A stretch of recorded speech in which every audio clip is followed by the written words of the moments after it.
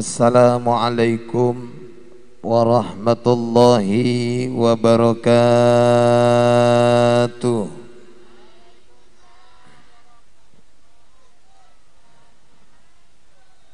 A'udzu billahi minasyaitonir rajim. Bismillahirrahmanirrahim.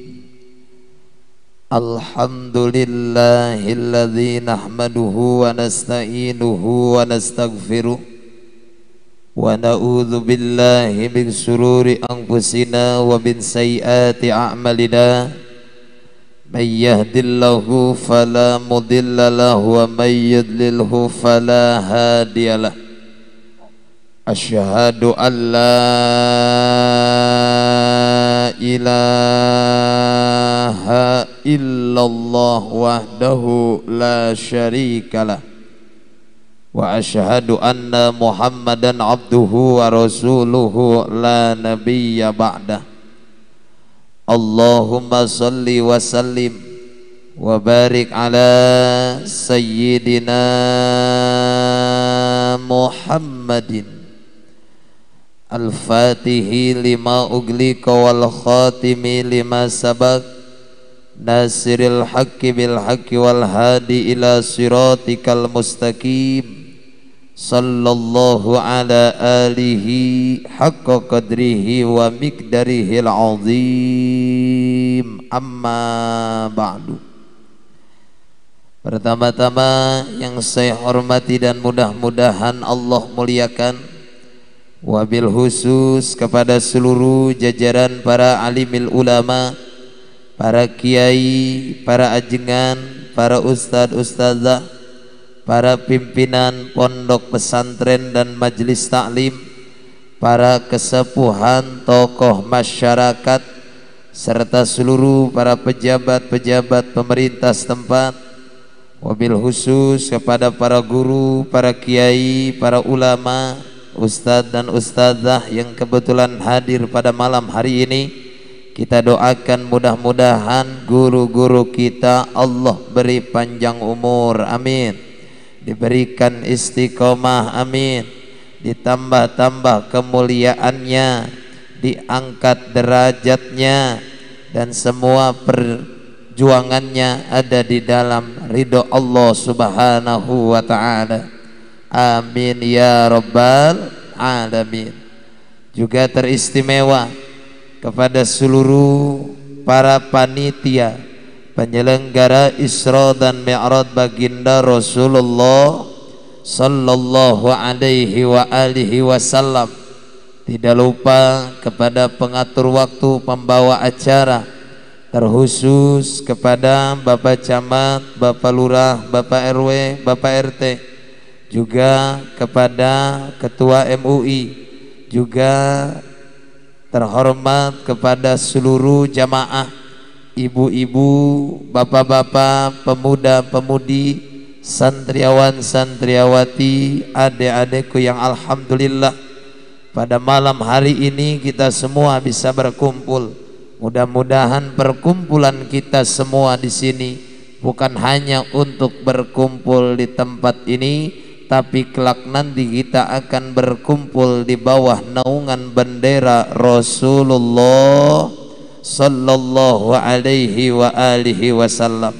Saya doakan semua jamaah yang hadir biar Allah kasih panjang umur, ditambah-tambah kemuliaannya, diangkat derajatnya, ditambah-tambah rajin lagi dalam melaksanakan kewajiban ibadah. Biar ada nasib semua yang hadir berangkat ke tanah suci Mekah bisa melaksanakan tawaf di depan Ka'bah, juga bisa berziarah ke makom Rasulullah di Madinah, pulangnya bisa beli sawah, biar cepat kebangun rumah. Yang pada jomblo mudah-mudahan cepat nikah, punya keturunan soleh dan solihah, milik rizkinya bertambah, dijauhkan dari musibah, di mana wafat husnul khatimah, ditutup dengan kalimah thayyibah La ilaha illallah Muhammadur Rasulullah. Amin ya rabbal. Salawat dan salam tidak lupa kita curah limpahkan kepada junjungan kita yang mulia baginda Nabi Muhammad sallallahu alaihi wa alihi wasallam.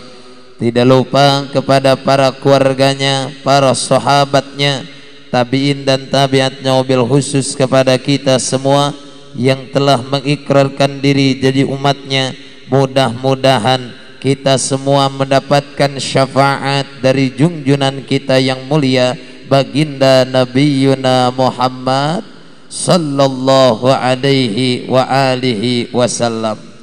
Jamaah yang dimuliakan oleh Allah Subhanahu wa taala, alhamdulillah atas izin Allah Subhanahu wa taala saya bisa hadir ke tempat ini dalam keadaan sehat walafiat dan selamat.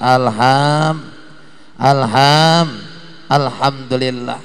Mudah-mudahan perkumpulan kita semua di sini bukan hanya untuk berkumpul di tempat ini, tapi insya Allah kita nanti akan berkumpul kembali di bawah naungan bendera Rasulullah sallallahu alaihi wa alihi wasallam. Jamaah yang dimuliakan oleh Allah Subhanahu wa taala, peristiwa Isra dan Mi'raj baginda Nabiyuna Muhammad sallallahu alaihi wa alihi wasallam tepatnya 11 tahun setelah baginda Rasul diangkat menjadi nabi dalam usia 51 tahun 8 bulan 13 hari. Bahkan catatan sejarah pun menerangkan tahun itu disebutnya Amul Hazan, tahun-tahun kesedihan. Kenapa disebutnya tahun kesedihan? Karena baginda Rasulullah sallallahu alaihi wasallam ditinggalkan oleh pamannya yang bernama Abu Thalib. Abu Thalib ini adalah sosok seorang paman yang membantu perjuangan baginda Nabi Muhammad dalam memperjuangkan ajaran Islam. Siapa Abu Thalib? Abu Thalib ini saudara kandung ayah baginda Rasul, karena kakek baginda Rasul yang bernama Abdul Muthalib mempunyai istri yang pertama namanya Siti Aminah binti Amrin al-Mahjumiyah. Lahirlah 3 putra, 1 Sayyid Abdullah, 2 Abu Thalib, yang ketiga Zubair. Sayyid Abdullah menikah dengan Siti Aminah binti Wahab. Lahirlah baginda Nabiyuna Muhammad sallallahu alaihi wa alihi wasallam. Ketika Rasulullah di dalam kandungan seorang ibu, ketika usianya baru 2 bulan di dalam kandungan, Sayyid Abdullah wafat meninggalkan baginda Nabi, termasuk meninggalkan Siti Aminah. Begitu Rasulullah lahir ke dunia, Rasulullah sallallahu alaihi wasallam tepat 9 bulan kandungan Siti Aminah, Rasul lahir ke dunia dalam keadaan selamat. Bahkan Rasulullah lahir ke dunia sudah tidak melihat wajah seorang ayah. Rasul lahir dalam keadaan yatim. Begitu Rasulullah diurus oleh Siti Aminah, Rasul dititipkan kepada seorang perempuan yang bernama Siti Halimatus Sa'diyah. Ada 8 perempuan yang pernah memberikan air susu kepada baginda Rasul, tapi di antara 8 perempuan tersebut yang paling lama memberikan air ASI termasuk mengurus baginda Rasul yaitu Siti Halimatus Sa'diyah. Di usianya yang baru 6 tahun Rasul pun kembali berduka, yaitu ditinggalkan oleh ibunya yang bernama Siti Aminah. Begitu Siti Aminah wafat, Rasulullah diurus oleh kakeknya yang bernama Abdul Muthalib sampai usia 8 tahun. Di usia 8 tahun Abdul Muthalib pun wafat meninggalkan baginda Nabi. Disitulah Rasulullah diurus oleh pamannya yang bernama Abu Thalib. Apakah Abu Thalib mengurus baginda Rasul sendirian? Tidak, tapi ditemani oleh istrinya yang bernama Fatimah binti Asad. Fatimah binti Asad adalah ibunda Sayyidina Ali karamallahu wajhah. Rasulullah diurus oleh Abu Thalib sampai menikah kepada Siti Khadijah. Begitu pernikahan selesai, perjuangan pun dilanjutkan. Di tahun itu juga Abu Thalib wafat meninggalkan baginda Nabi, meneteskan air mata kesedihan karena ditinggalkan oleh seorang paman yang begitu luar biasa membantu perjuangan baginda Nabi Muhammad. Masih di tahun itu wafat kembali istri tercinta yang bernama Siti Khadijah. Siti Khadijah seorang perempuan yang sangat luar biasa. Beliau yang begitu luar biasa mengikuti perjuangan baginda Rasulullah, bahkan sampai harta beliau dihabiskan untuk perjuangan seorang suami dalam memperjuangkan ajaran Islam. Makanya begitu wafat Siti Khadijah, wafat Abu Thalib, Rasulullah bersedih meneteskan air mata karena orang yang begitu disegani oleh orang-orang Mekah meninggalkan baginda Rasulullah. Ini dijadikan kesempatan oleh orang-orang kafir untuk langsung menindas, mengancam, bahkan akan membunuh baginda Rasulullah sallallahu alaihi wa alihi wasallam. Datang malak Jibril memberitahu kepada baginda Rasul bahwa beliau harus segera menghijrahkan para sahabat, termasuk para pengikut yang baru memeluk ajaran Islam.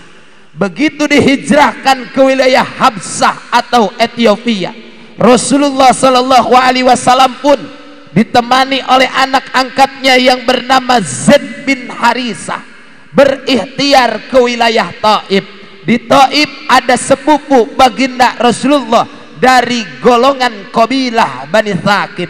Sesampainya Rasulullah di gerbang Taif, luar dari dugaan Rasul datang, bukannya dirangkul malah dipukul. Rasulullah datang, bukannya disambut malah disambit, dilempari oleh pemuda-pemuda Taif. Tidak sedikit darah segar pun keluar dari pelipis yang mulia baginda Nabiyuna Muhammad. Aradun basyariyah. Rasulullah mundur setapak, lalu berteduh di bawah naungan pohon anggur. Lalu beliau mengangkatkan tangannya berdoa kepada Allah Subhanahu wa ta'ala. Doa yang dibaca oleh baginda Rasul ketika dizalim oleh orang-orang Taif. Allahumma inni ashku ilaika dhufa quwwati wa hawani ala nasi ya arhamar rahimin. Amin.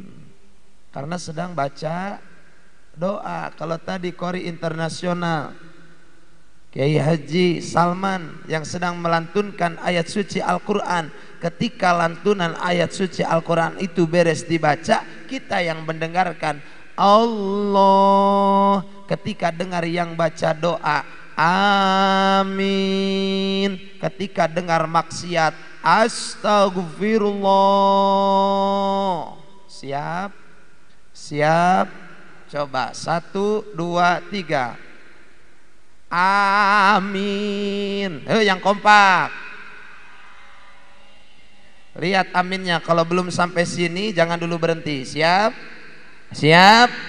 Allahumma inni ashku ilaika dufa quwati wa hawani ala nasi ya arhamar rahimin.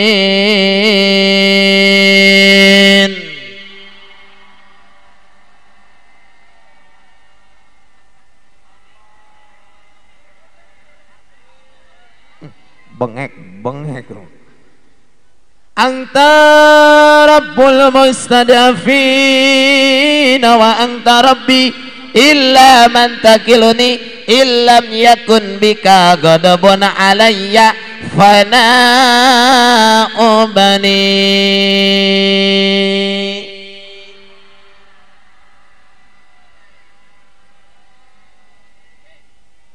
Masya Allah, orang sini mah pada kuat suaranya. Masya Allah, aminnya kagak kedengeran. Masya. Apa kata Rasulullah? Ya Allah, aku mengadukan nasibku kepadamu tentang kelemahan kekuatanku dan kehinaan di mata manusia. Ya Zat yang maha kasih sayang, Engkau adalah Tuhannya orang-orang yang lemah, dan Engkau adalah Tuhanku. Kepada siapakah sebenarnya Engkau menyerahkan aku ini? Jika tidak ada kemurkaan-Mu kepadaku, aku tidak akan pernah mundur setapak pun untuk membela agama-Mu. Alhamdulillah. Karena doa Rasulullah itu mustajab, didengar oleh Allah. Gak lama datang malak Jibril. Kata malak Jibril, Muhammad, kalau kau memberikan izin, akan aku balas orang-orang Taif yang sudah zalim kepadamu. Apakah sifat Rasulullah ingin membalas? Tidak. Apa kata Rasulullah? Jibril, ini urusanku kepada pribadiku, aku yang dilempar, jangan ikut campur urusanku. Itulah hebatnya baginda Nabi Muhammad. Jadi Rasul itu tidak pernah punya sifat dendam. Beda dengan umatnya, betul? Kalau umatnya mah dendaman, bener nggak? Betul nggak? Awas, jangan dendaman, harus saling memaafkan, harus saling memaafkan. Yang kompak, memaafkan. Yang kenceng,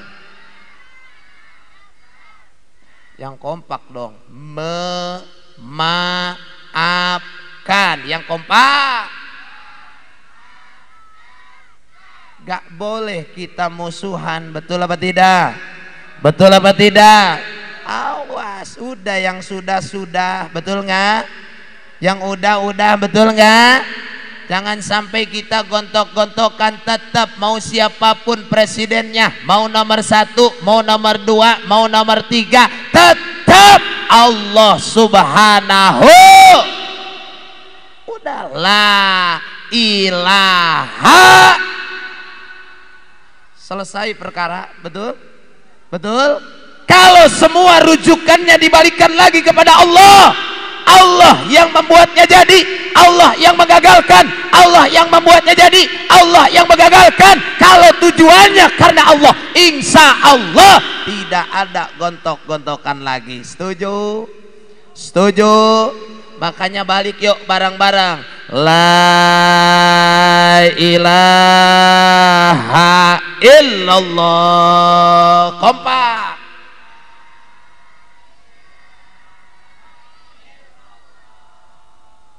Itulah ajaran baginda Rasulullah.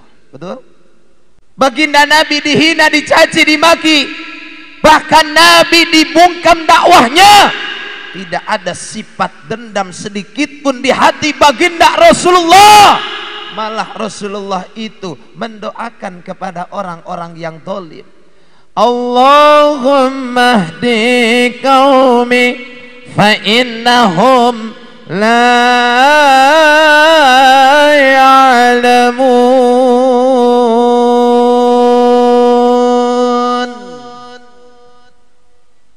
Amin. Tadi udah dikasih tahu. Kalau baca doa jawabnya amin. Ya Allah lagi, Allah lagi. Masya ya Allah, berikanlah taufik dan hidayah kepada kaumku. Mereka semua melempari aku, mereka zalim kepadaku, mereka semua benci kepadaku. Karena mereka semua yang zalim kepadaku tidak tahu sebenarnya siapa aku ini. Atas jasa keikhlasan baginda Nabi, atas jasa ketawaduan baginda Rasulullah, akhirnya Allah pun mengutus kembali kepada malak Jibril. Jibril, jemput Muhammad untuk di Isra dan di Mi'rajkan. Alhamdulillah. Jadi Rasulullah Isra dan Mi'raj bukan keinginan sendiri, tapi keinginan Gusti Allah. Rasulullah perjalanan Isra dan Mi'raj dengan waktu yang sangat-sangat relatif singkat. Rasulullah disiapkan kendaraan oleh Allah Subhanahu wa taala, yaitu kendaraan yang namanya buruk. Kecepatan buruk itu luar biasa kalau dibandingkan dengan kecepatan-kecepatan kendaraan-kendaraan buatan manusia, baik itu made in Indonesia ataupun made in luar negeri.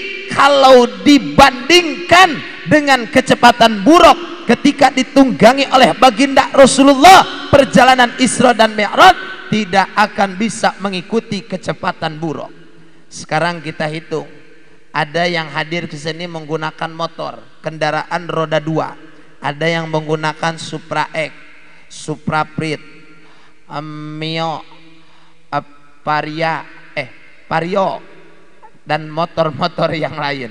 Itu kalau di jalan kecepatannya rata-rata 150 km per jam. Ada lagi yang namanya mobil, ada Ras, ada Terios, Avanza, X-Avander, Fortuner, Pajero, mobil ya pokok nama.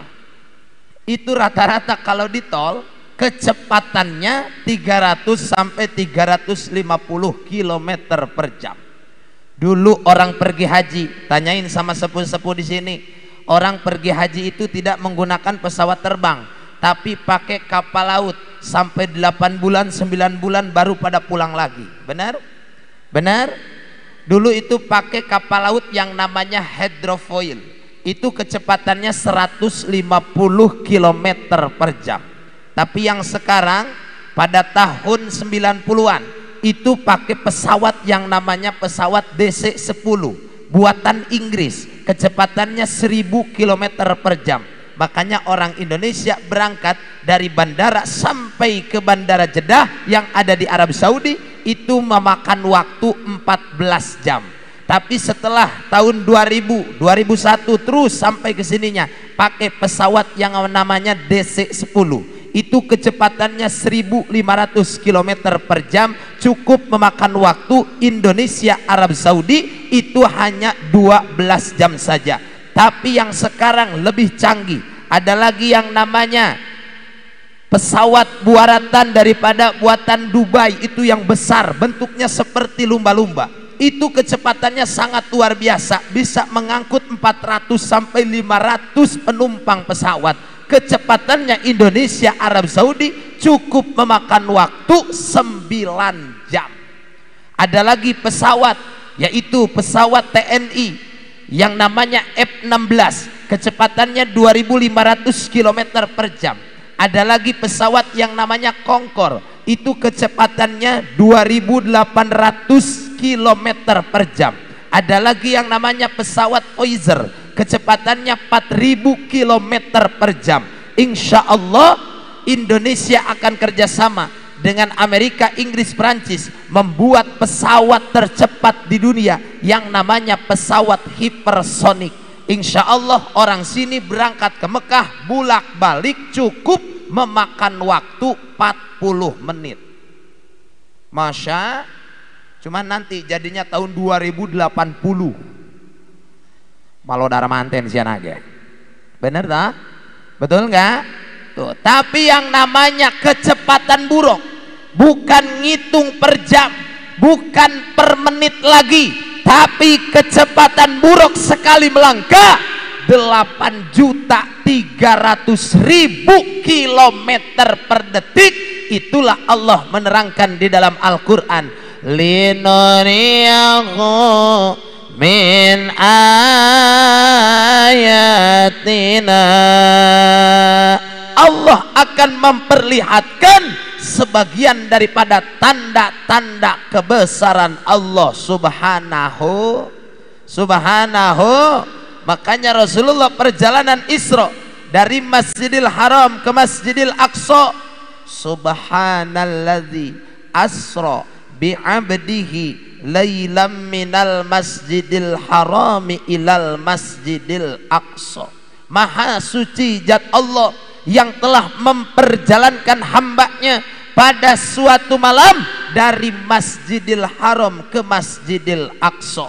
Itu Rasulullah melewatinya dengan waktu yang sangat relatif singkat, melewati 3 alam. Dari Masjidil Haram ke Masjidil Aqsa itu disebutnya alam nasut, yaitu alam keduniaan, alam manusia. Sesampainya Rasulullah di Masjidil Aqsa, Rasulullah mi'raj, langit pertama, kedua, ketiga, keempat, kelima, keenam, sampai langit ketujuh. Itu disebutnya alam malakut, yaitu alam para malaikat.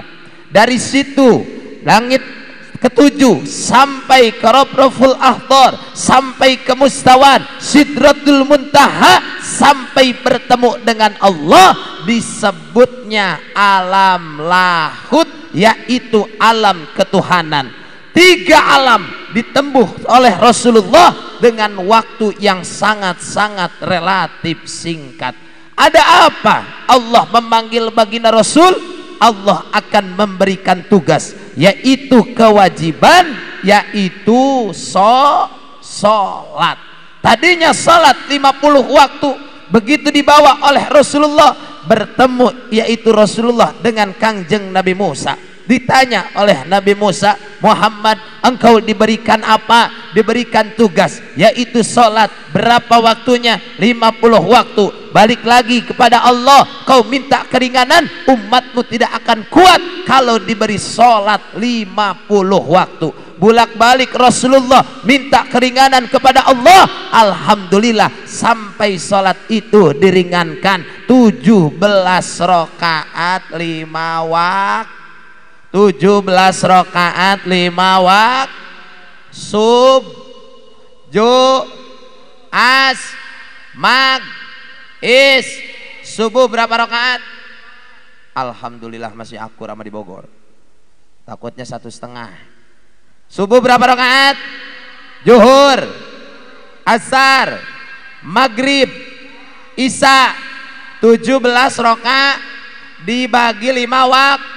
Di antara yang 5 yang paling susah dikerjain yang mana? Sub, ama ju, ama as, ama mag, ama is. Itu mah semua tuh. Betul. Makanya ketika sholat dikabarkan, orang-orang Mekah jadi pecah 3. 1, ada rombongan yang percaya. 2, ada rombongan yang ragu-ragu.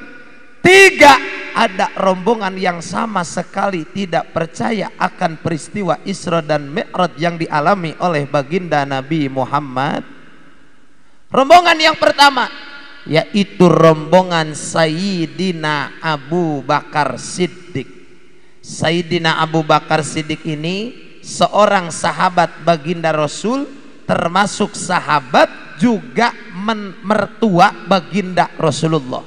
Karena Sayyidina Abu Bakar punya putri namanya Siti Aisyah, ditikahkan kepada baginda Nabi Muhammad sallallahu alaihi wasallam. Ada lagi sahabatnya yaitu Sayyidina Umar bin Khattab. Sayyidina Umar bin Khattab pun sama, punya anak perempuan ditikahkan kepada baginda Nabi Muhammad sallallahu alaihi wasallam. Beliau menjadi sahabat, termasuk sahabat Khulafaur Rasyidin, termasuk mertua baginda Rasulullah sallallahu alaihi wasallam. Ada lagi sahabat Rasulullah yang bernama Sayyidina Utsman bin Affan. Sayyidina Utsman bin Affan itu adalah sahabat baginda Rasul, termasuk menantu baginda Rasul. Karena Rasul menikah dengan Siti Khadijah, punya anak perempuan, di antaranya yaitu Siti Ruqayyah. Makanya sahabat Rasulullah yang termasuk Khulafaur Rasyidin wa alihi wasallam. Bahkan yang membenarkan pertama kali peristiwa Isra dan Mi'raj adalah sahabatnya yang bernama Sayyidina Abu Bakar Siddiq. Alhamdulillah. Ada lagi yang kedua, ragu-ragu, setengah percaya setengah tidak. Benar tidak, benar enggak, ragu-ragu dalam hatinya, yaitu dipimpin oleh gembong munafikin yang namanya Abdullah bin Ubay. Ada yang ketiga, sama sekali tidak percaya, bahkan menentang akan peristiwa Isra dan Mi'raj baginda Rasulullah, yaitu yang dipimpin oleh Abu Jahal dan abu-abu yang lainnya. Sama sekali tidak percaya akan peristiwa yang dialami oleh baginda Nabi Muhammad. Makanya umatnya juga jadi pecah tiga. Ada rombongan yang pertama rajin sholat, ada rombongan yang kedua kadang sholat kadang tidak, ada rombongan yang ketiga rumah dekat masjid dekat musola belum pernah berjamaah. Na'udzubillahi min.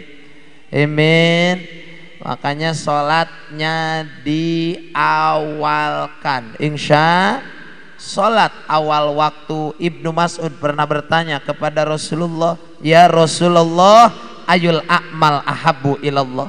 Ya Rasul, amal apa yang paling dicintai oleh Allah? Amal apa yang paling disukai oleh Allah? Rasul menjawab, yaitu as-sholatu ala waktiha, yaitu sholat awal waktu. Zuhurnya awal, asarnya awal, maghribnya awal, zuhurnya awal, subuhnya awal waktu. Dengar di musolah di sini,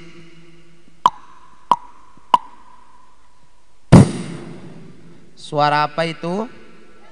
Mik ditiup. Dari kapan ada mubalik bawa-bawa bedug? Bener nggak? Bener nggak? Kumandang suara azan di musola. Allahu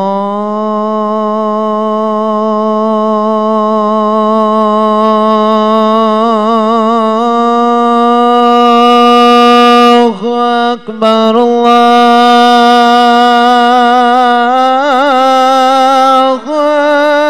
Akbar. Begitu dengar kumandang suara azan, yang lagi kerja, lagi sibuk, lagi aktivitas, berhenti, laksanakan dulu, insya Allah sholatnya diawalkan, insya. Makanya jangan sampai ketinggalan ini sholatnya. Betul apa tidak? Betul apa tidak? Awas sholatnya awal waktu. Makanya siapin pakaiannya. Laki-laki sholatnya berjamaah, insya. Perempuan sholatnya di rumah, insya Allah. Sholat laksanakan awal waktu, insya Allah. Mudah-mudahan berkah semuanya ya, amin ya robbal Nah, ntar guru kita mau langsung meluncur lagi ke Bandung soalnya ini. Kalau saya mah ke Bogor dekat, beliau mah ke Bandung. Masya Allah, ayo sok lihatnya ke sini Bu, melihat karena mobil KB. Terus ini terus. Ayo. Tar, biar ini dulu. Siap. Hati-hati Syekh. Siap. Langsung meluncur lagi ke Bandung. Alhamdulillah. Awas beseknya ketinggalan. Ketinggalan kayak malam saya ceramah Bu di daerah Gajruk sana. Beseknya ketinggalan Bu, sayang. Kalau bisa mah yang saya juga duluan aja nih masukin. Takut ketinggalan lagi. Masya. Jadi sholatnya awal waktu, insya. Nih kita sholat awal waktu. Apalagi kalau sudah mau waktunya sholat, ibu siapin pakaiannya untuk suami. Suka disiapin nggak Bu? Bukan disiapin dak? Enggak. Siapin pakaiannya. Makanya bapak-bapak kalau mau sholat ini yang rapi, apalagi kalau datang hari Jumat, Pak. Kalau kita mau sholat Jumat itu bagusnya sholat Jumat berangkat ke masjidnya itu jam 6:30. Ada nggak yang ke masjid 6:30? Boro-boro. Nih, kalau 6:30 berarti dapatnya unta. 7:30 dapatnya sapi. 8:30 dapatnya domba. 10:30 dapatnya angsa, soang. 10:11 dapatnya ayam. 11:30 telur soang. Jam 12 kurang 15 dapatnya telur ayam. Jam 12 kurang 5 dapatnya telur burung. Jam 12 lewat dapatnya tai domba. Benar? Awas, masa nggak sholat Jumat? Betul apa tidak? Betul apa tidak? Iya, makanya siapin pakaiannya, siapin sorbannya, siapin pecinya. Makanya laki-laki itu sunnah pakai sorban. Pakai sorban itu dapat pahala tambahan. Pakai sorban. Walaupun bukan kiai, bukan santri, bukan abu ya, sunnah pakai sorban. Pecinya yang putih. Kalau punya pakai peci putih itu bukan pengen disebut haji, tapi sunnah pakai peci putih. Nggak punya peci putih silahkan pakai peci yang hitam, nggak apa-apa, yang penting rapi. Pak Ustadz, yang hitam nggak ada, yang putih nggak ada, gimana kalau sholat Jumat pakai helm? Nggak apa-apa, silakan. Kalau mau sholat Jumat pakai helm, bener nggak? Berangkat sholat Jumat, begitu beres sholat Jumat di sana, bapak-bapak aktivitas selama sholat Jumat, masuk ke masjid, dahulukan kaki kanan, akhirkan kaki kiri. Begitu masuk di dalam masjid, biasakan sholat tahiyat masjid, dapat pahala ganjaran cuman 2 rakaat. Kalau kita keluar lagi terus masuk lagi ke masjid, disunahkan sholat tahiyat masjid lagi. Setelah sholat tahiyat masjid 2 rakaat, tambah sholat duha 2 rakaat, karena afdolnya sholat duha itu di masjid. Setelah beres itu duduk. Setelah duduk kita langsung niat, nawaitu an atakifa fi hadzal masjid lillahi ta'ala. Kontakkan dalam hati, saya niat beriktikaf di ini masjid karena Allah. Walaupun kita nggak baca salawat, nggak zikir, nggak baca ratib, nggak baca salawat, nggak baca Quran, kita dapat pahala ganjaran iktikaf di masjid. Alhamdulillah. Begitu terdengar azan Jumat berkumandang, Allahu Akbar, Allahu Akbar, langsung kita ucapkan marhaban bil qail adlan, marhaban bis salati ahlan. Setelah beres azan dikumandangkan, kita baca doa azan, posisi menghadap ke kiblat. Kita sudah punya wudhu, ada di dalam masjid, yang bacanya itu lebih dari 40 orang, masa sih doa kita tidak diijabah sama Allah? Betul nggak? Setelah beres dari itu, kita laksanakan sholat qobliyah. Setelah sholat qobliyah, kita duduk yang rapi. Khatib naik ke mimbar membaca khutbah. Di antara khutbah yang pertama dan khutbah yang kedua itu ada jeda, namanya sa'ah ijabah. Siapapun yang berdoa di waktu itu, insya Allah doanya diijabah sama Allah. Alhamdulillah. Beres dari situ, laksanakan sholat Jumat. Setelah uluk salam dari sholat Jumat, posisi laki-laki itu yang melaksanakan sholat Jumat jangan sampai robah, tetap dalam posisi tasyahud akhir. Baca dulu musabiat, Fatihahnya 7 kali, Falak Binas 7 kali, kulhunya 7 kali, sambung doa imam kita yang mengaminkan. Beres dari doa kita baca ilahilastulil firdausi ahla wala aqwa 'alan naril jahimi fahabli taubatan waghfir junubi fa innaka ghafirudz dzanbil azimi. Selesai 7 kali baca itu, kita sholat ba'diyah. Setelah sholat ba'diyah, sujud syukur. Setelah sujud syukur, kita berdoa sama Allah subhanahu wa ta'ala. Berangkat sholat Jumat paling awal, pulangnya paling akhir, itu dapat pahala terbesar. Alhamdulillah. Cuman yang gitu tuh kagak ada. Benar. Kita mah kebanyakan berangkat sholat Jumat jam 12 kurang 1 menit. Begitu assalamualaikum pertama, sandal udah dipakai sebelah, langsung pulang. Benar.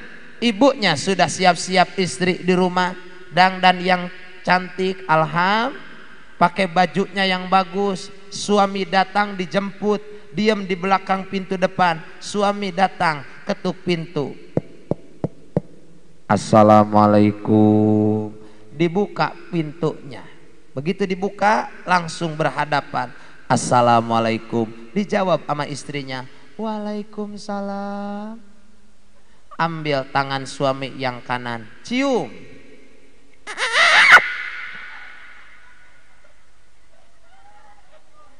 Suka dicium nggak? Pak, suka dicium nggak kalau pulang Jumat? Enggak. Bu, cium tangannya. 1 kali istri mencium tangan suami, 70 dosa diampuni. 1 kali. Pak Kiai gimana kalau 2 kali? 140. Pak Kiai gimana kalau 3 kali? 210. Kata emak-emak yang hadir, Pak Ustadz, gimana kalau si Abah pulang Jumatan sama emak dicok-cerok? Gimana emak cok-ceroknya?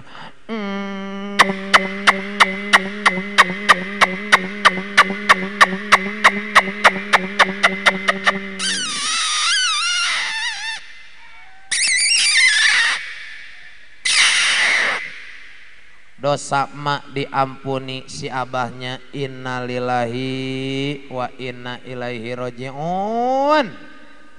Wafat dalam keadaan husnul khotimah. Alhamdulillah. Cium tangannya. Pak baru pulang? Iya. Ambil tangan suami yang kanan, bawa ke dalam. Pak pindah ke tengah rumah. Ayo. Dudukin di kursi, duduk. Udah beres duduk tanya, Pak, ya, mau minum apa? Yang ada aja di meja, cari dulu. Ada susu Pak? Gak mau, pengen langsung aja nanti. Ini mah di gelas. Air putih ya Pak ya? Iya. Dibuka dulu air putihnya. Capek. Minum ya Pak? Bismillahirrahmanirrahim. Yang pulang Jumat ini mah capek. Mau minum apa lagi Pak? Kalau ada mah kopi hitam. Bentar dicariin dulu Pak. Nggak ada kopinya Pak. Jadi di meja tuh kagak ada apa-apa. Kopinya nggak ada. Tapi acaranya mewah, ini luar biasa. Pakai kamera, soundnya enak, panggungnya mewah, pakai lampu. Cuman sayang kagak ada kopinya. Masya Allah. Ya udah Pak, tungguin dulu Pak, kita minta sama Pak Lurah ya Pak ya. Pak Lurah pengen kopi hitam. Masya. Ya udah bentar Pak, insya Allah. Tuh kopinya datang Pak. Ya ditungguin. Alhamdulillah Pak, kopinya datang. Ya ditungguin.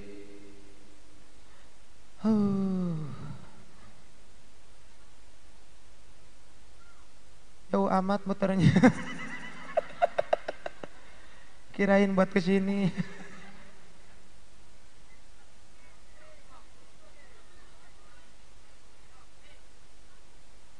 Alhamdulillah Pak, yang datang air putih lagi.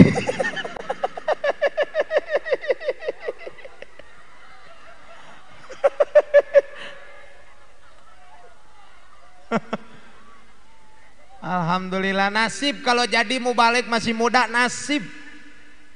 Saya itu masih sehat, umur masih muda, alhamdulillah. Jadi apa aja diminum. Kok sekarang gak minum kopi? Kan kagak ada. Jadi kopinya ora kopi. Jadi kagak ada. Jadi kagak ada tuh ya kagak ada. Jadi kagak ada tuh ya kagak ada. Insyaallah. Bentar ya Pak ya, sabar kopinya nyusul. Ya. Air putih lagi ya Pak? Ya nggak apa-apa. Ya, kayak ikan lele minum terus ini. Masya Allah. Cium tangannya, kasih kopinya. Bener nggak? Bener nggak? Masya Allah. Beres di situ ditanya sama istrinya, Pak, tadi salat Jumat banyakan? Ya iya, masa sendiri? Alhamdulillah banyakan tadi salat Jumat. Alhamdulillah ya Pak ya, Bapak dapat taufik hidayah. Rumah tangga udah 48 tahun, baru mama lihat Bapak Jumatan. Masya Allah. Alhamdulillah. Kalau hidupnya kayak seperti itu, insya Allah berkah. Amin. Ya Robbal alamin. Istri kalau dekat sama suami selalu mendoakan. Ingat, suami, kesuksesan kalian itu ada doanya seorang istri. Betul nggak? Betul nggak? Seorang istri itu bangun malam minta sama Allah supaya suaminya kerjanya itu luar biasa, gajinya gede. Itu ada doa dari seorang istri. Benar nggak? Makanya kenapa istri suka marah kalau dikasih duitnya kecil? Karena dia capek mendoakan setiap malam. Betul ini betul? Benar ini benar? Makanya alhamdulillah, yuk momentum daripada Isra dan Mi'raj ini kita ambil hikmah. Yang tadinya jauh dari Allah jadi dekat sama Allah, amin. Yang tadinya belum sholat jadi mau sholat, amin. Yang tadinya nggak mau ibadah jadi rajin ibadah, amin. Ya Allah ya Rabbal alamin. Makanya sholat awal waktunya dilaksanakan. Makanya saya kalau lagi ngaji kayak gini demen, alhamdulillah. Yang hadirnya banyak, alhamdulillah. Cuman suka ada salahnya. Mana salahnya? Giliran acara tablik akbar kayak gini penuh. Giliran ngaji rutinan ama kiai yang deket kosong. Benar. Kalau ibu-ibu mah jangan ditanya, laki-laki yang susah. Benar? Kalau ibu mah pengajiannya paling rame ibu-ibu. Di saya setiap pengajian hari Kamis pagi itu 250 orang sampai 300. Ibu-ibu semua. Tapi giliran ba'da maghrib bapak-bapak, Masya Allah, yang datang aki-aki semua. Baca ya Robbi aja, baca salawatnya Allahumma sholli sholatan kamilatan wa sallim salaman tamman. Udah kakek-kakek semua.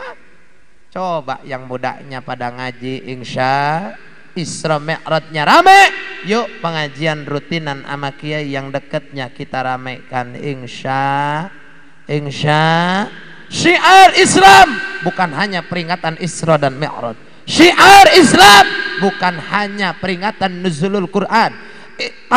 Syiar Islam bukan hanya yang namanya Maulid Nabi, tapi syiar Islam pengajian rutin tiap ba'da maghrib ataupun pagi, ba'da asar ataupun ba'da isya.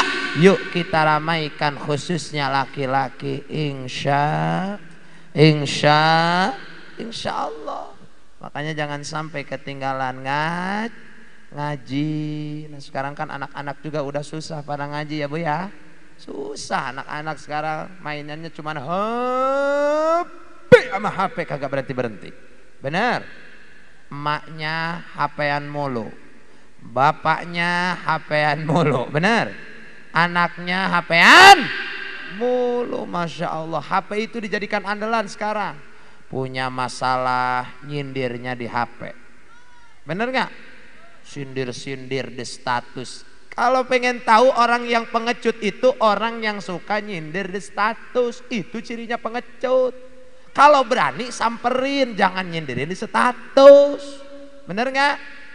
Kan kita kemarin tuh waktu ketika ada corona, 2 tahun dikasih corona, yang bangkrut bukan karyawan doang, bukan yang usaha doang, bukan yang jualan doang, kori, kiai, mubalik, bangkrut, kagak ada yang manggil. Bener? Bener? Saya juga di rumah diam aja.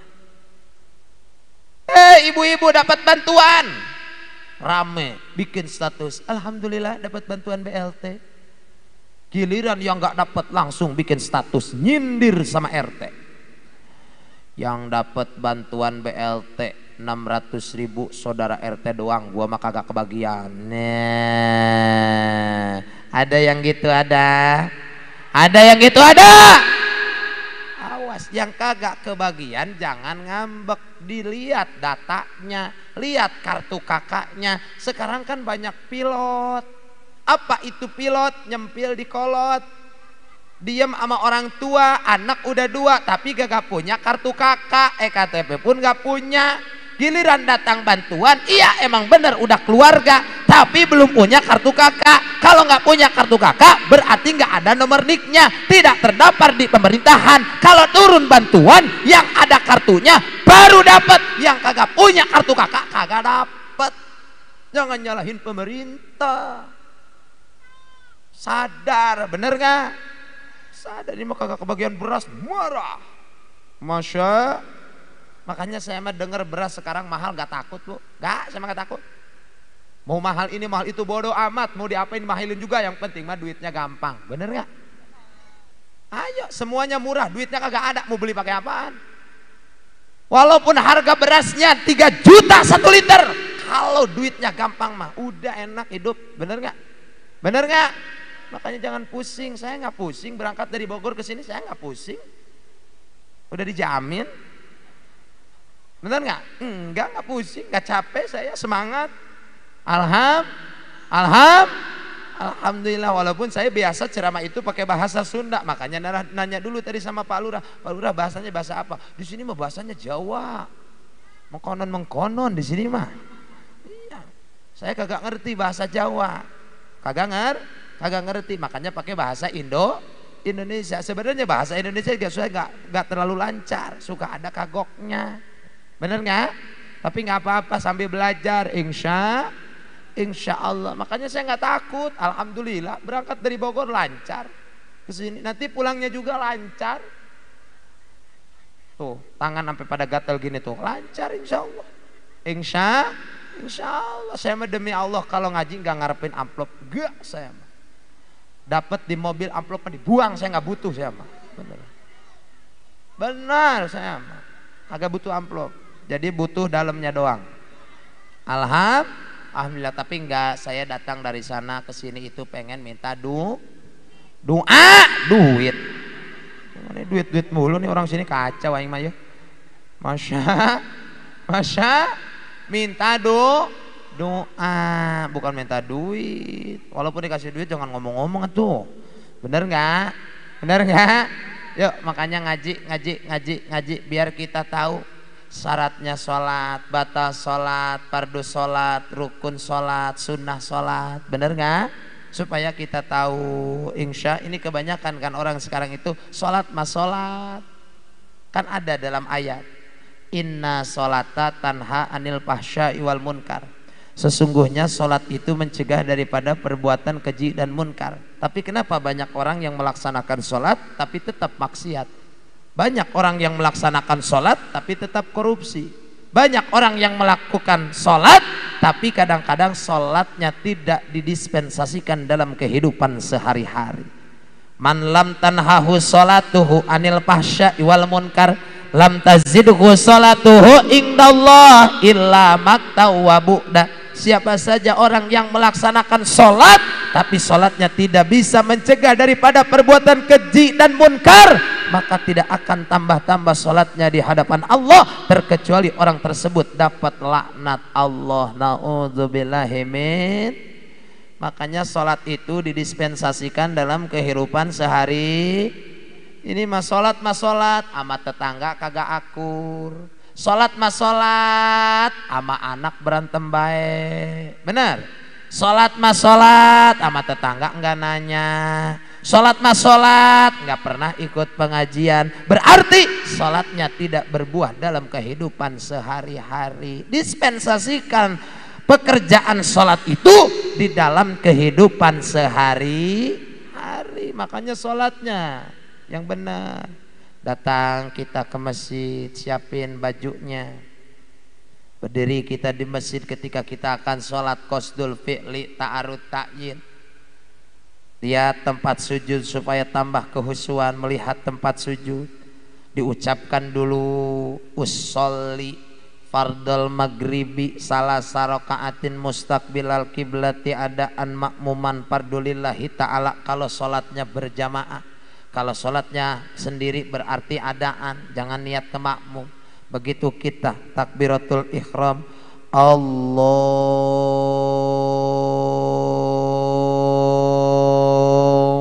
akbar, kontakan dalam hati, lisan mengucapkan takbir, tangannya diangkat, hatinya dikontakan, karena niat itu bukan di lisan tapi niat itu di dalam hati. Allahu akbar, niat saya sholat fardu maghrib berjamaah karena Allah. Itu kontakan dari mulai hamzah lapan Allah sampai roknya lapan akbar. Allahu akbar. Jadi kontak niat itu bareng dengan takbir. Lisan mengucapkan takbir, tangannya diangkat, hatinya pun jalan. Allahu akbar, niat saya sholat fardu maghrib berjamaah karena Allah. Kan sekarang banyak yang sholat ngasal. Wah,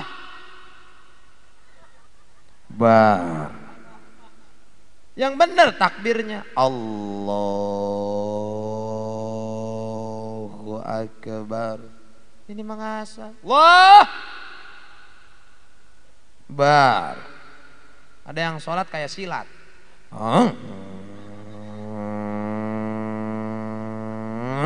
akbar, Masya Allah. Apalagi sebentar lagi terawih nih, terawih. Wah, udah ada pokoknya terawih maka kacau pokoknya nih. Di sini imamnya pengen yang cepat apa yang lambat? Hei, yang cepat yang lambat. Oh, sama kayak di Bogor. Di Bogor kalau ada imam lambat kagak punya jamaah, di demo sama masyarakat. Tapi bisa dilihat di bilalnya. Bilalnya as-sholatu sunnata tarawih rakaataini jami'atu rahimakumullah. Ciri-ciri pasti lama. Aki-aki yang naik. Ujol. Kata yang belakang, mak, ayo ngusul-ngusul mulu, kapan mulainya? Usolli ala hajal maiti. Traweh, kenapa jadi hajal maiti? Allahu akbar. Bismillahirrahmanirrahim. Alhamdulillahi rabbil alamin. Makmum di belakang ngetem. Kesel kali lama. Akhirnya demo anak muda. Kemha. Ada apa? Ganti. Sejak kapan sholat tarawih 7:30 beres jam 2 malam? Ganti. Akhirnya diganti pakai yang cepat. As-sholatu sunnata tarawih rakaatain jami'atan rahmakumullah. Nah, ini baru nih. Benar imamnya masih muda. Usolli. Allahu akbar. Bismillahirrahmanirrahim. Allahu Akbar, Allahu Akbar, Allahu Akbar, Allahu Akbar. Assalamualaikum, ye, Allahu Akbar. Yang kasihan kan aki-aki di belakang gini, baik aki-aki mah. Siapa sampai ditanya, yang sab pertama sampai gini sih. Bah kenapa Pak sholat efek terawih? Kasihan mah yang jajaran kedua mah gini, jangan ngejat. Bah kenapa Pak efek terawih? Gua ruku dia sujud, dia ruku, gua ruku, kagak ada semua. Masya Allah. Jangan terlalu cepat, jangan terlalu yang sedang-sedang saja. Benar nggak? Benar nggak? Awas jangan terburu-buru. Walaupun sholat sunnah prakteknya harus benar. Terutama yaitu yang termasuk rukun. Di antaranya rukun sholat itu ada suratul Fatihah. Baca suratul Fatihah itu harus betul, panjang pendeknya, makhrajnya, ilmu tajwidnya. Kalau mau diwasol, kalau mau diwakop. Jangan sampai ketika kita sholat baca Fatihahnya acak-acakan, kagak bener. Betul? Saya dulu mau berangkat aja pengen bisa baca Quran, sampai berangkat saya ke Cadasari pengen bisa baca Quran. Di Cadasari kalau ngaji Quran itu seorang santri, nggak dijamak ngajinya, sendiri-sendiri. Binador itu sambil diliatin, gurunya diem aja gini apa. Saya sowan dulu malam Rabu, berarti malam Selasa saya sowan. Itu datang ditanya, dari mana? Bogor. Mau ngapain di sini? Ikut ngaji. Ngaji apa? Al-Quran. Binador bil ghaib. Binador. Punya Qurannya? Belum punya. Beli di koperasi. Malam Rabu datang lagi ke sini. Datang malam Rabu. Begitu datang malam Rabu ikut ngaji, kata Abah, duduk, baca. A'udzu billahi minasyaitonir rajim. Itu Abah langsung. Bismillahirrahmanirrahim. Masih bener bacanya, tapi pas lapad sod Siro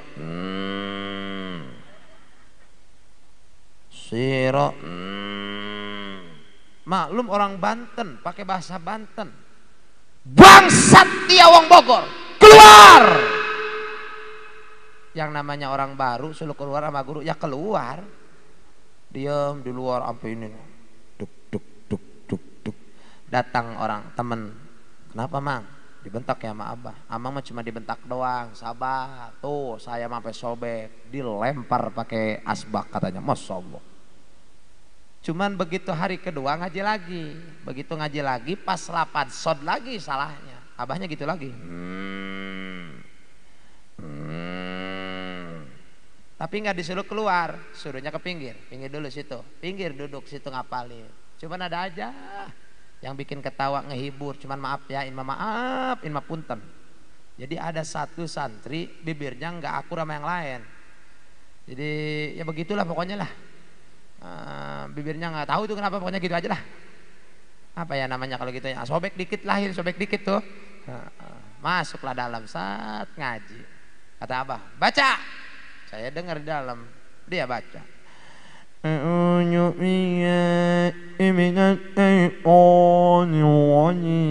Kirain Abah mau bentak, enggak, kata Abah. Bismillahirrahmanirrahim. Itu kita dengar di pinggir, kata kita pasti nih, pas lapad sod salah nih. Ila qallatina an'amna alaihim ghairil maghdubi alaihim waladdallin. Itu Abah langsung lulus. Hei wong Bogor, keluar dia. Keluar kita bareng sama orang itu. Ini bener, banyak santri yang masih antri di teras Abah. Langsung sama dia ditunjuk. Kalian semua malalan pada bodoh ngajinya. Ada yang baca Fatihah, yang alif, 2 alif, 3 alif, kagak lulus. Saya baca Quran, yuyus. Itu sampai sekarang kalau ketemu ngomongnya kayak gitu. Kalau acara haul nih, acara haul pasti ketemu. Mong, alhamdulillah, Di mana? Gadok. Di mana mang? Gadok. Oh, gadok. Udah nikah mang? Udah. Punya anak berapa mang? 2. Alamat saya mang. Saya mang udah nikah, punya anak 3. 3, benar. Benar. Yang satu SME. Yang 2 SD.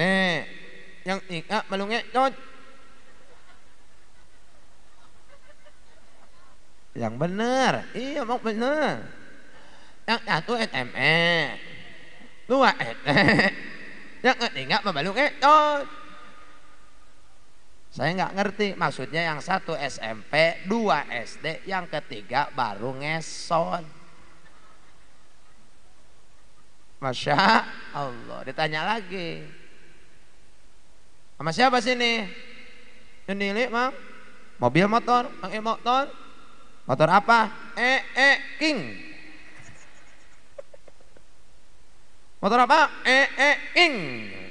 Oh maksudnya motor RE King itu tuh. Karena ngomongnya gitu. Kenapa gitu? Karena dia itu pengen bisa baca Quran. Makanya walaupun ngomongnya gitu tetap belajar. Betul apa tidak? Makanya baca suratul Fatihah di dalam di dalam sholat taraweh itu harus betul bacanya. Ketika kita ada salah di dalam membaca surat itu tidak jadi masalah. Tapi ketika salah membaca suratul Fatihah, karena itu termasuk rukun, wajib harus betul bacanya. Insya. Nah, dulu kan belajarnya itu diejah kalau dulu belajar ya. Alif patah a, ba patah ba, ta patah ta, a ba ta. Wow, alif lam sin, tasjid jabar wasin, jabar salam, alif jabar lam mim, ps mu, wassalamu, an in unna ban bin bunna tan tin tunna san sin sunna jan jin jun. Dulu aja gitu. Kalau sekarang mah enggak, diganti pakai ikro. Ikro 1 sampai ikro 6, benar. Bacanya beda-beda. Ikro pertama a ba ba ba ta ta ta a ba ba ba ta ta ta bata hebel gitu. Yang sekarang naik ikro 2 batata bitati binena bihindun. Pokoknya ada semua di situ. Sampai binining binonong binunung ada di situ semua. Masya Allah. Dulu mah kalau ngaji tuh lama, benar. Baca sifat 20 dulu. Kalau sekarang mah ngaji udah pada susah anak-anak sekarang mah, benar. Awas, makanya tetap generasi-generasi Islam itu harus ada penerusnya. Walaupun kita nggak bisa baca kitab, yang penting kita itu baca Al-Quran. Karena Al-Quran itu kalamullah, kitab suci umat Islam. Masa orang Islam nggak bisa baca Quran? Betul apa tidak? Betul apa tidak? Untuk bekal, makanya yuk kita arahkan lagi anak-anak kita supaya mau gemar membaca Al-Quran. Insya. Jadi yang pertama tuh sholatnya awal waktu takbiratul ihramnya benar, termasuk bacaannya juga benar. Alhamdulillah. Terakhir, sebentar lagi kita akan menghadapi bulan suci Ramadan. Sudah sepakat Menteri Agama bahwa Ramadan itu tepatnya akan dilaksanakan pada tanggal 1 Ramadan. Emang salah gitu? Enggak salah, benar. Ya, benar, tanggal 1 Ramadan. Itu hitungannya nanti kita lihat pengumuman dari Menteri Agama. Insya Allah. Cuman ada nih tata cara kita berbuka masih banyak yang keliru. Kalau berbuka puasa itu sunnahnya apa kalau bahasa Indonesia itu disegerakan. Disegerakan itu bukan buka jam 5. Tapi ketika mendengar adzan Allahu Akbar disegerakan, ambil kurma. Sunnah buka puasa itu pakai kurma. Ambil kurmanya berapa? Sunnahnya 3. Begitu dibuka diambil bijinya dibuang. Begitu kumandang adzan Allahu Akbar, marhaban bil qail adlan, marhaban bis sholati ahlan. Ambil kurmanya, bismillahirrahmanirrahim. Makan kurmanya, dikunyah selama 33 kali kunyahan.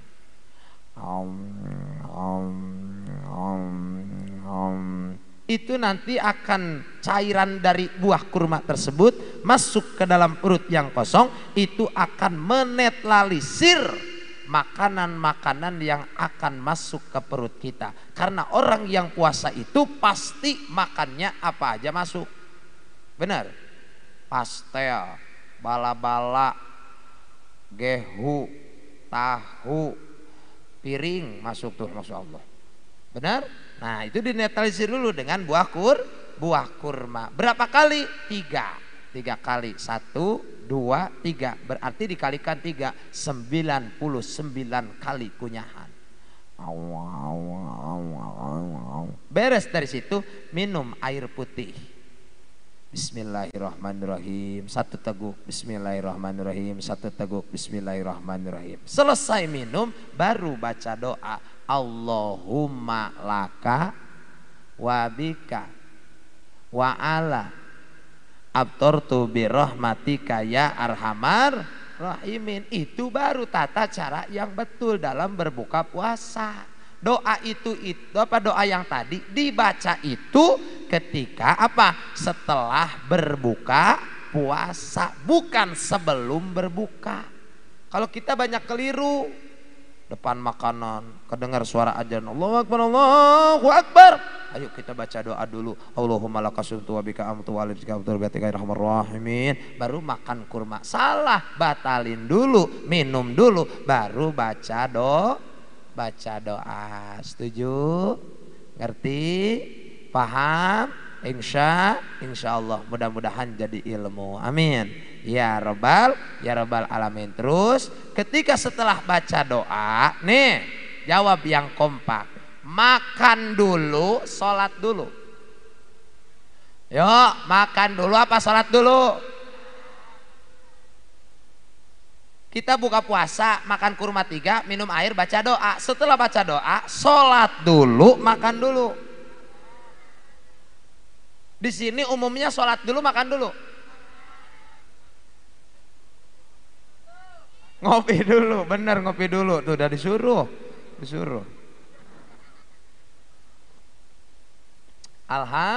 Alhamdulillah. Nih, lebih baik lagi makan ingat sholat daripada lagi sholat ingat. Jadi kesimpulannya makan dulu, sholat dulu. Yang kenceng, makan dulu, sholat dulu. Makan. Tapi setelah makannya awas, makannya itu jangan israf, jangan berlebihan. Paham? Karena kita akan menghadapi sholat. Setelah sholat maghrib nunggu sholat isya. Setelah sholat isya kita akan melaksanakan sholat sunat tarawih. Insya Allah. Makanya jangan terlalu banyak makannya, sederhana saja. Karena ajaran Rasul makan yang enak itu di mana kita kerasa kenyang berhenti. Itu kalau kita bukan. Di mana kerasa kenyang nambah lagi. Benar. Rasa enak nambah lagi, kerasa enak nambah lagi. Rasulullah kalau makan sudah terasa enak berhenti Rasulullah. Karena Rasulullah itu memikirkan umatnya, takut ada fakir, miskin, yatim, piatu yang belum makan. Masya Allah. Mudah-mudahan kita menghadapi bulan suci Ramadan, Allah berikan kelancaran, amin. Diberikan kesehatan, amin. 30 hari kita berpuasa, mudah-mudahan puasa kita diterima oleh Allah Subhanahu wa ta'ala. Mungkin itu saja yang sempat saya sampaikan. Mohon maaf atas segala kekurangan. Kita doakan semua para panitia di sini, khususnya para pemuda, biar Allah berikan istiqomah panjang umur. Juga beliau semua yang terlibat dalam acara ini dijadikan orang-orang harapan baginda Nabi Muhammad sallallahu wa alihi wasallam.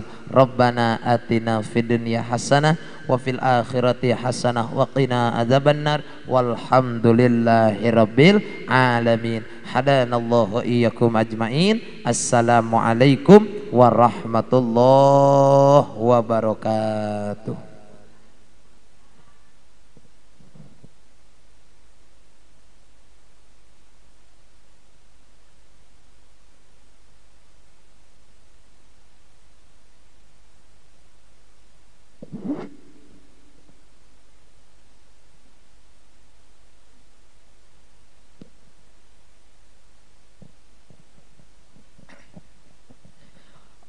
Waalaikumsalam warahmatullahi wabarakatuh. Hadirin yang berbahagia, demikianlah tadi uraian hikmah Isra Mi'raj Nabi Muhammad sallallahu alaihi wasallam yang telah disampaikan oleh penceramah kita, dan semoga apa yang telah disampaikan bisa kita jalani dengan kehidupan sehari-hari agar bisa mendapatkan kebahagiaan di dunia sampai akhirat. Amin ya rabbal alamin. Bapak Ibu hadirin sekalian, selanjutnya kita melangkah ke acara yang terakhir, yaitu penutup atau doa yang dalam hal ini akan dipimpin oleh Al-Mukarram Ustadz Haji Rafiuddin. Kepadanya dengan segala hormat dipersilahkan. Terima kasih. Sebelum doa disampaikan oleh Pak Kiai, sedikit tambahan, mohon maaf, sifatnya manusia ya, selalu banyak lupa. Jadi Pak Kiai, khususnya kepada Kiai kita Bapak Ustadz Al-Mukarram wal Ustadz Uwais dengan Al-Mukarram wal Muhtaram Ustadz Haji Rafiuddin, kami atas nama Jamaah Mushola Baitul Mukminin, karena mengingat sebentar lagi akan memasuki bulan puasa, artinya di sini selama 1 tahun berjalan Pak Kiai berdua membimbing kami, mengajar kami setiap malam Selasa dalam kegiatan pengajian. Karena memang mau memasuki bulan suci Ramadan, mungkin pengajian di malam hari ini sekalian dengan acara penutupan pengajian. Sekali lagi kami atas nama seluruh jamaah Mushola Baitul Mukminin menyampaikan ucapan terima kasih kepada Pak Kiai berdua atas dedikasinya, atas kesabarannya dalam rangka mengajar kami selama 1 tahun. Dan kami juga memohon maaf barangkali dalam setiap kegiatan pengajian dilaksanakan ada hal-hal yang kurang berkenan, yang memang mungkin sedikit menjadi pemikiran Bapak Kiai berdua. Atas nama seluruh jamaah Mushola Baitul Mukminin menyampaikan permohonan maaf yang sebesar-besarnya, dan kami juga hanya bisa mendoakan semoga jasa Pak Kiai dalam membimbing kami menjadi catatan amal ibadah dan dibalas oleh Allah dengan pahala yang berlipat ganda. Dan kami juga mohon Pak Kiai kiranya nanti mudah-mudahan kami semua termasuk Pak Kiai berdua diberikan kesehatan, umur panjang, sehingga libur sementara ataupun penghentian sementara ikut pada dalam kegiatan pengajian ini bisa disambung lagi setelah bulan Ramadan. Sekali lagi Pak Kiai, atas nama jamaah kami menyampaikan ucapan ribuan terima kasih atas bimbingan Pak Kiai selama ini. Semoga kebaikan Pak Kiai dibalas oleh Allah dengan pahala yang berlipat ganda. Amin ya robbal alamin. Karena memang sudah disampaikan tadi kepada Al-Mukarram wal Muhtaram Kiai Haji Rafiuddin, waktu dan tempat dipersilahkan.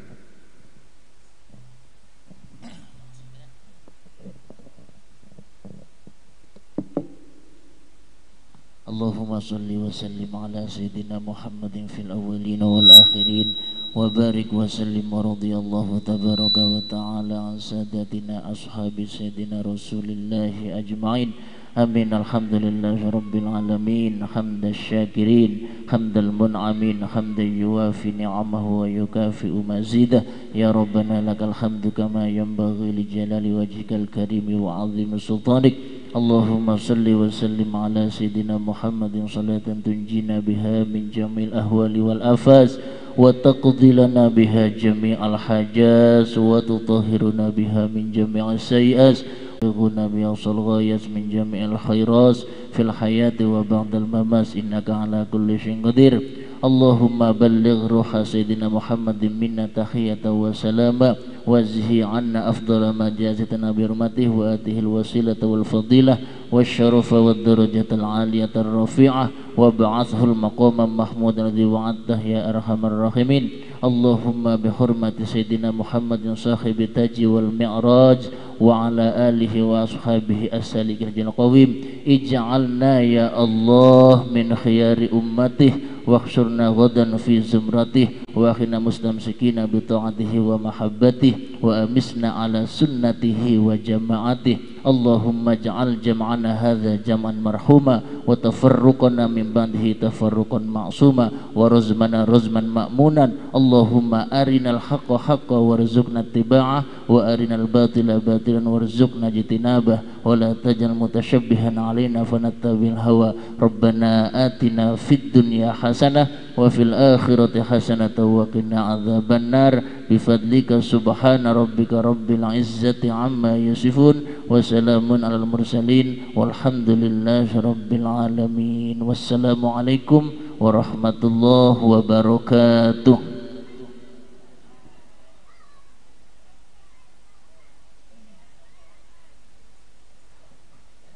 Waalaikumsalam warahmatullahi wabarakatuh.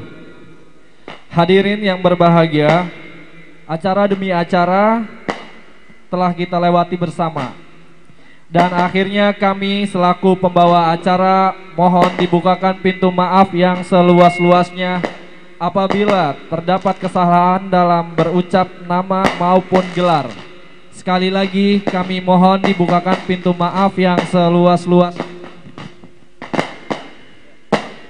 Dan kami akhiri wabillahi taufik wal hidayah. Wassalamualaikum warahmatullahi wabarakatuh.